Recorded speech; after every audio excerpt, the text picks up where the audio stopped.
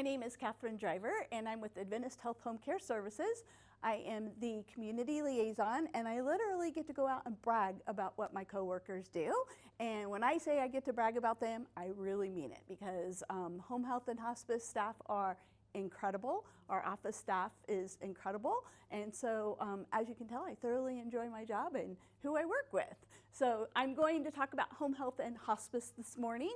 Let's see if it did this yesterday too.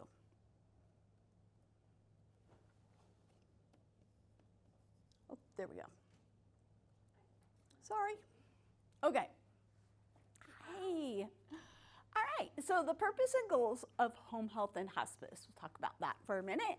Home health helps patients recover from injury, illness, or surgery and assist those living with chronic conditions. The leading goal of home health is to assist patients in recovery or to maintain their current level of functionality. So we really want them to go from where they're at back to where they were at before the illness or the surgery or the injury. Hospice provides quality of life and pain and symptom management for those living with a life-limiting illness, and they have a prognosis of 6 months or less. The primary goal of hospice is to promote quality of life and manage pain and other symptoms as well. So home health services include skilled nursing, that is RNs and LVNs, physical and occupational therapies, social services, and home health aides. We do not provide services such as cooking and cleaning and those types of things. We're strictly clinical. The home health aides do provide personal care, so that's what they do. Okay. Home health assists patients in staying focused on their goals and provides services to treat COPD, COVID-19, diabetes management, heart disease or heart failure, post-surgical. So as I alluded to earlier this morning, those folks having orthopedic surgery or something like that, rehabilitation, so physical and occupational therapy, wound and ostomy care, and a myriad of other diagnoses. So home health location, length of care, and frequency of visits. Home health is provided in the comfort of a patient's home and in assisted living communities. So do you feel like we could go into a skilled nursing facility? Home health. Just talking about home health. No? I don't know why you would. Tell me more. That should all already be there in a skilled nursing facility. Exactly. Have all those services already in place. Gold star for you today. So that's right. So we provide all of the same services that skilled nursings provide. So we provide the nursing, the physical therapy, the occupational therapy. They have CNAs, we have home health aides. They provide social services, we provide social services. So Medicare says, that's double dipping home health. You cannot go in there because they're already doing it and they're doing a great job, okay? All right, visits are based on the skilled need of each patient and are on an intermittent basis, so 1 to 3 times a week, completely dependent on what the patient needs. Okay, patients must meet criteria including homebound status, and their physician has deemed that there's a medical reason for them to be on home health. So it can't be just because they don't have transportation. We get that a lot. There has to be a medical need, and they have to be homebound. So that means that their doctor has deemed that it would be unsafe for them to go out of their home due to their medical condition without the assistance of a walker or another person or a wheelchair or something like that. It just is difficult for that person to go out. That homebound status does not mean that they cannot go to the doctor. They can go to see their physician, the doctor's appointments. They can go out for family events, church, and then they can do, well, memorial services or something like that. So there are certain things that Medicare says they can go out for these things, but they have to meet that homebound criteria, and that's really, really important. I had no idea that they had the type of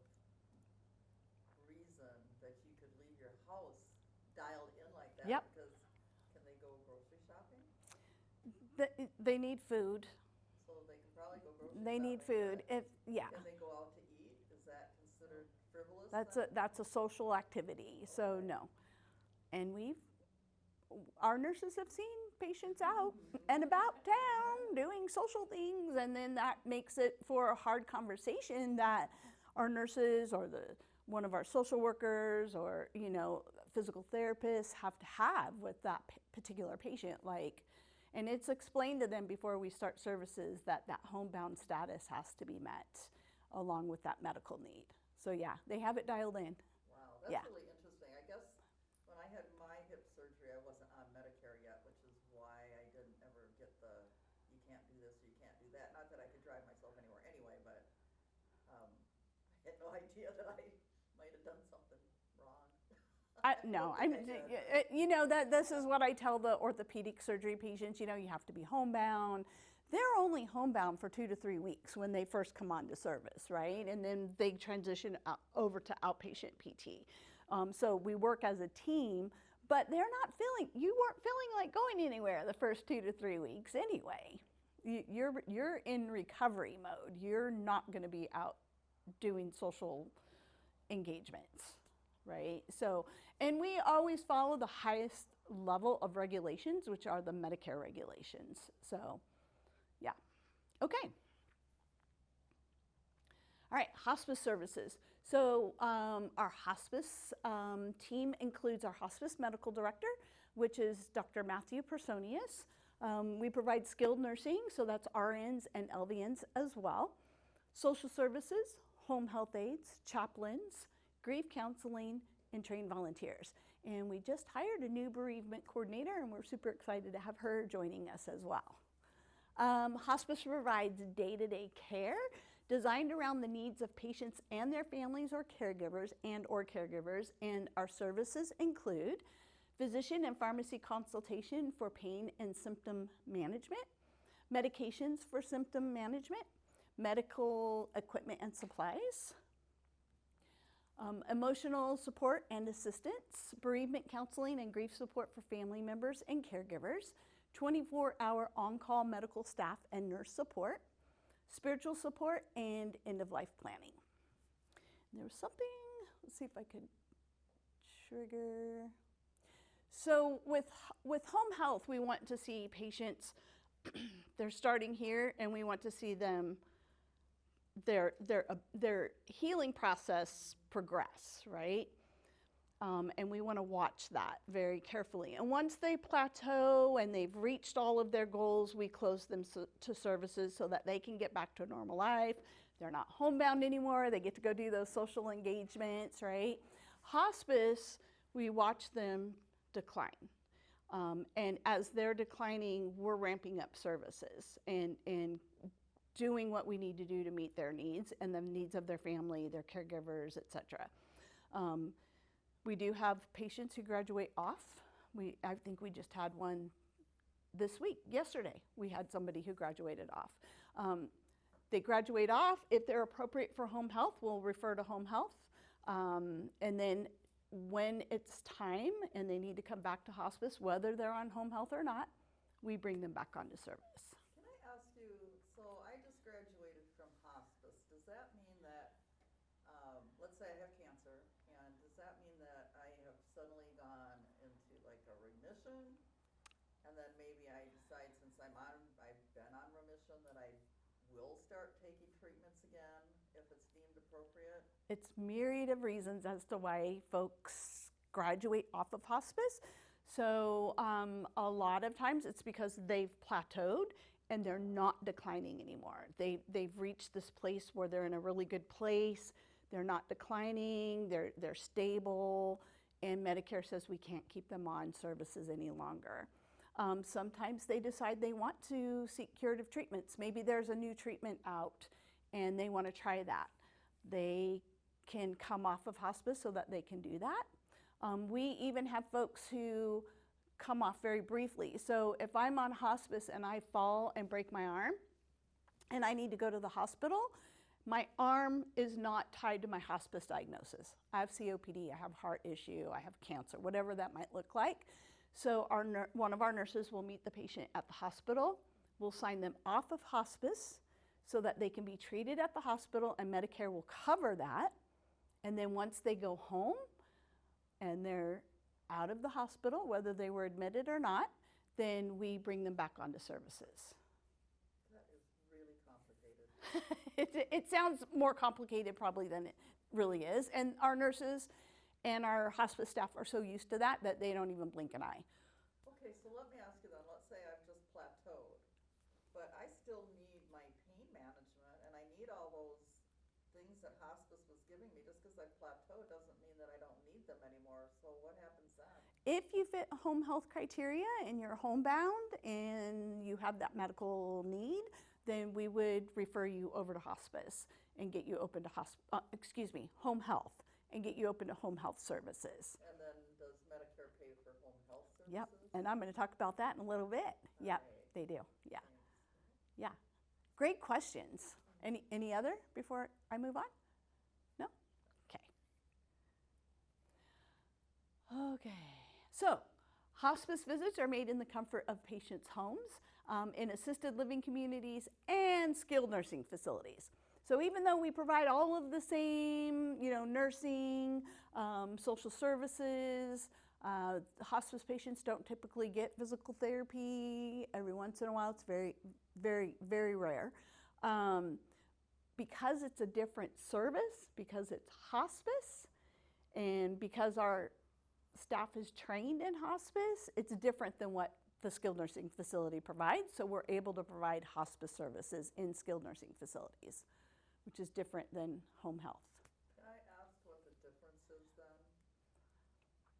Why is hospice different than the skilled nursing? Because you're doing isn't skilled nursing doing all the nursing and the medication and all that? They've got doctors, but so what is the piece that hospice has that the skilled nursing doesn't? So because it's hospice and because they're working with someone and their families who are dying, so that's the difference right there. Home health is working with people who are getting better. And so Medicare says, no, you can't go in because you're providing all of the same services. We're not providing the same service with hospice because we're working with people who are dying and their families and friends, etc. So that's what the difference is. And we're going in and we're looking at their medications and we're working with their primary care provider or Dr. Personius regarding their medications, regarding any agitation, regarding any pain. So we're driving the medication piece as well. Yeah, and we're actually driving the care that they're receiving as well. Does that make sense? I think so. I think what I'm understanding is that you're giving a higher level of care and a more targeted level of care that skilled nursing isn't going to have because they're not going to work with the family and friends of the dying person for that part of it. And So I don't want to say that we're providing a higher level of care because I don't want to dismiss what the skilled nursing facilities do, and they do an amazing job working with people who are dying. Like there are partners in caring for those patients / residents. And so, what I will use, I like the word targeted.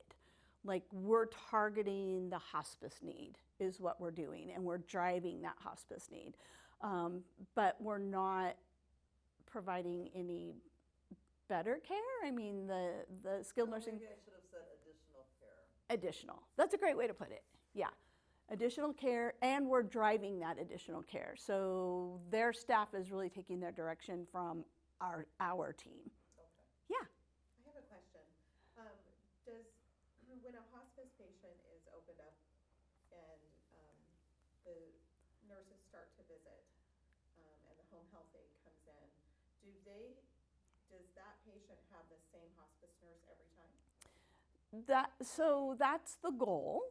So we have care managers, case managers in both home health and hospice. And so that's the goal, is to have the same nurse. It doesn't always happen. We have call-offs, we have vacations, we have a myriad of things that happen, but we try to have it be the same nurse all the time. It's a small staff though, so if they get more than one, they get to know them, right? So, yeah. Documentation is the same. Mhm. So Oh yeah.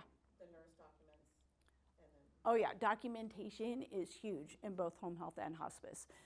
Because it's the same in home health, we can't always send the same nurse out, even though that's the goal. And so that documentation has to be spot on so that the person coming in, whether it's RN, LVN, PT, OT, it doesn't matter. You want whoever's coming in behind you to be able to read your notes and know what happened the time before and what the goal is for this visit that you're going to. Yeah, very, very important. Yeah. Okay. Let's see. Visits are based on the needs of the patient and caregiver and typically increase over time as the patient's health declines and their needs increase. So we talked a little bit about that. Patients can receive visits for 6 months or more. As long as a physician certifies, the patient continues to have a life-limited expectancy and continues to decline. So people get mixed up with the patient has to have a 6-month or less diagnosis in order to be referred to hospice, but they can receive services for longer than 6 months. Okay, so we've had patients on service with us for 6 months, 8 months, 10 months, 12 months.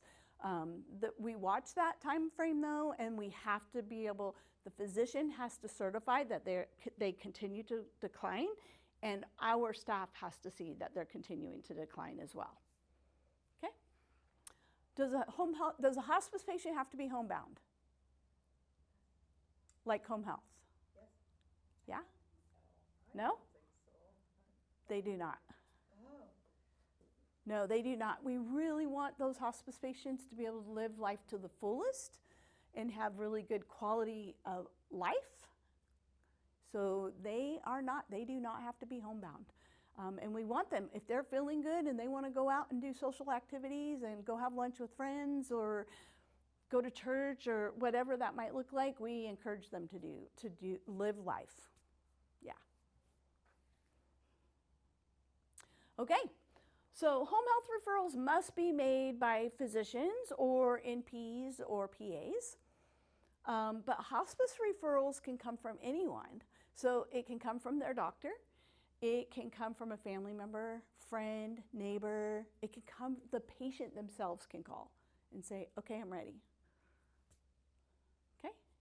But home health, But if the patient calls, then you have to go back to their MD to get the doctor's. doesn't matter who calls. If it's not the doctor calling, we always have to refer back to their provider. But what we do is we get the process rolling, Right. and then we, if we're not, we pull records. We get their doctor to fax things over. We let their doctor know that they've called and that they're interested in starting. What do they think? Right. Yeah, so we do go back to the physician, but we can take that referral from anyone. Yeah. Okay, home health and hospice services are covered by most insurance plans. So both are covered 100% by Medicare and by most private insurance plans and Medi-Cal for qualified patients.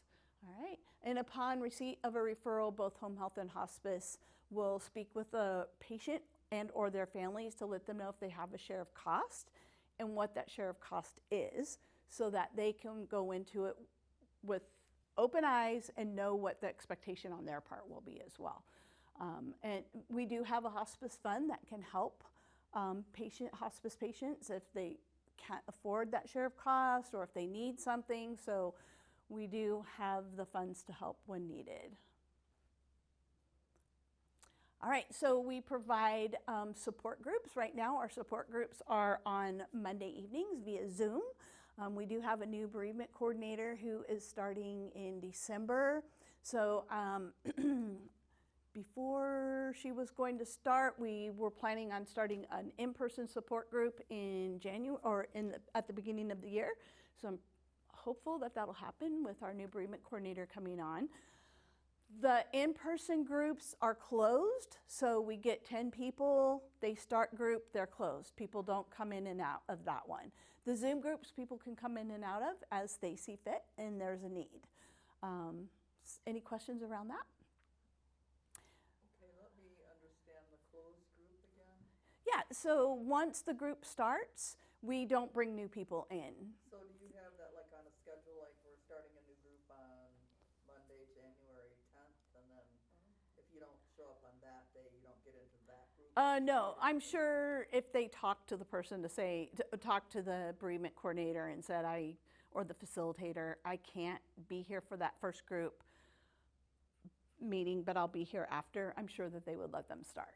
And how Yeah. long do they allow? I think they're 8 to 10 weeks. And then we try to, I think once Cynthia comes on board, we'll probably have them more regularly.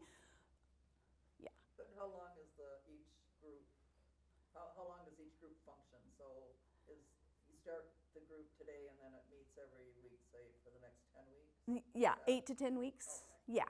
And then Yeah. you start a new group at the end of that? At some point after that, I don't know how often she'll plan on doing them, but hopefully we'll get back to doing them on a regular basis. Yeah, yeah. Okay. We also provide one-on-one supports. So if someone wanted to come in and speak with our chaplain, Skip, they could do that. If they just needed that extra support or that one-on-one support, they would be able to do that. Okay. And then our facilitators, our group facilitators are highly trained. They continue with education and that kind of thing so that they're up to date and are extremely good at what they do. They are amazing. Questions? You guys did great asking me questions during, so do you have any more?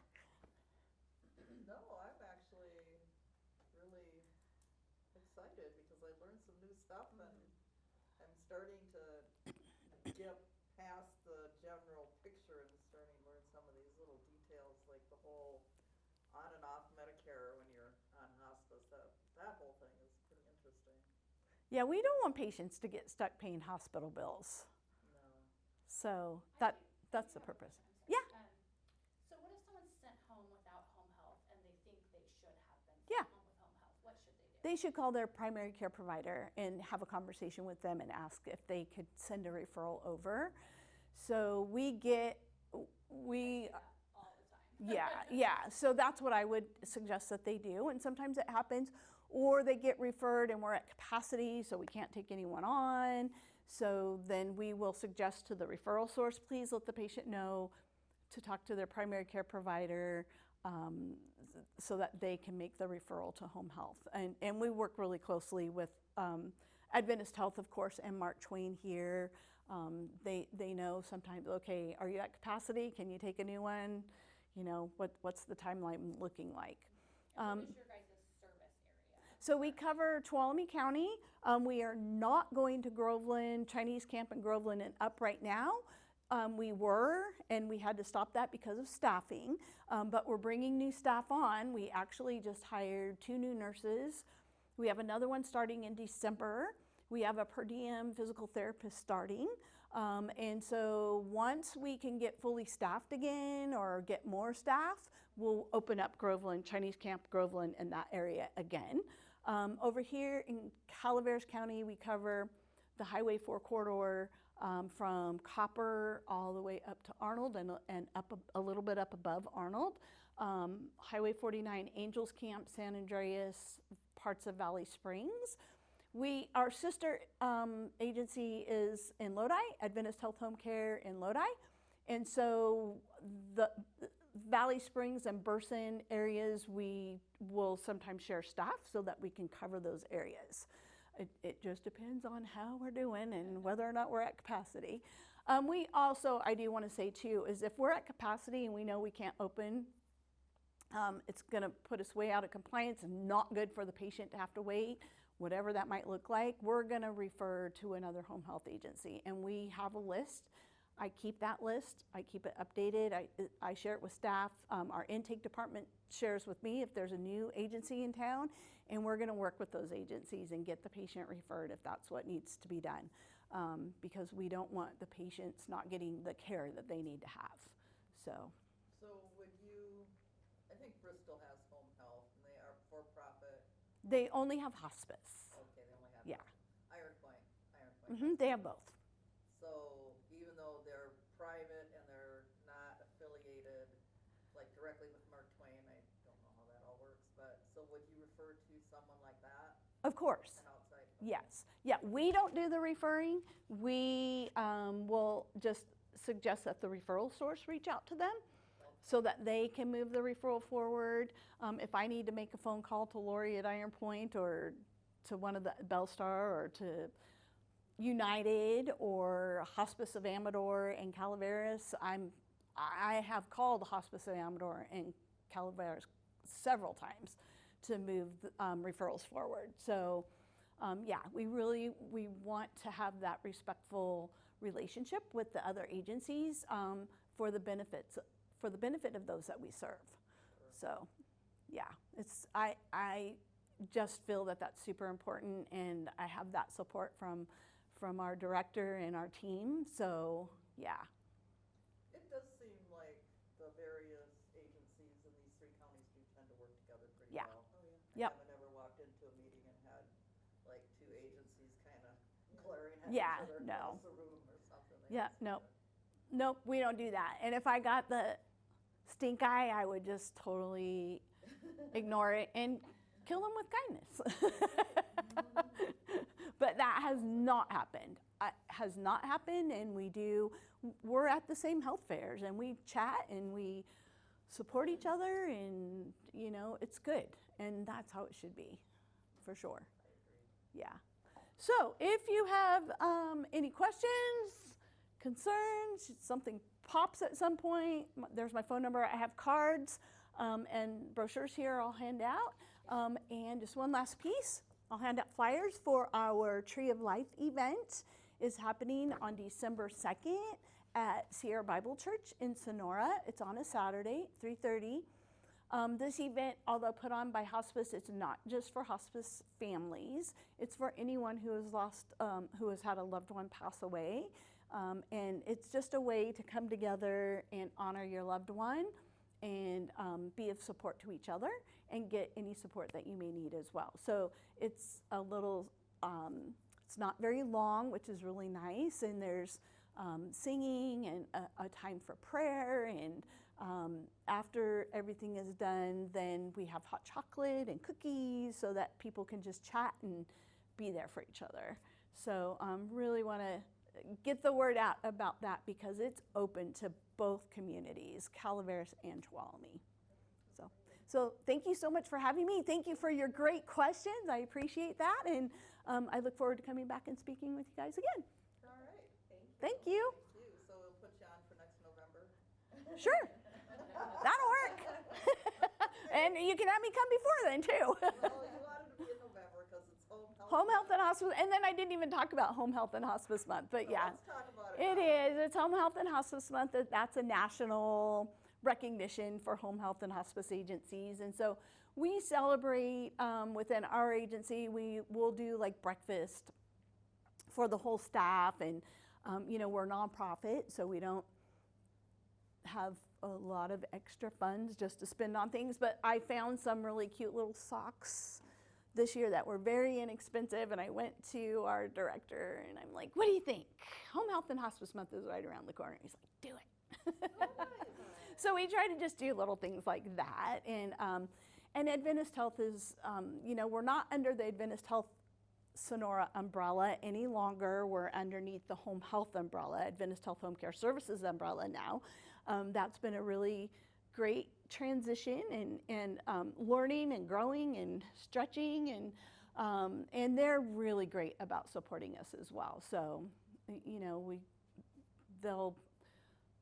they'll send over little things for us as well every once in a while. So it's nice to be recognized, and so we appreciate that they have Home Health and Hospice Month to help us to focus on each other and what we do, all of our hard work.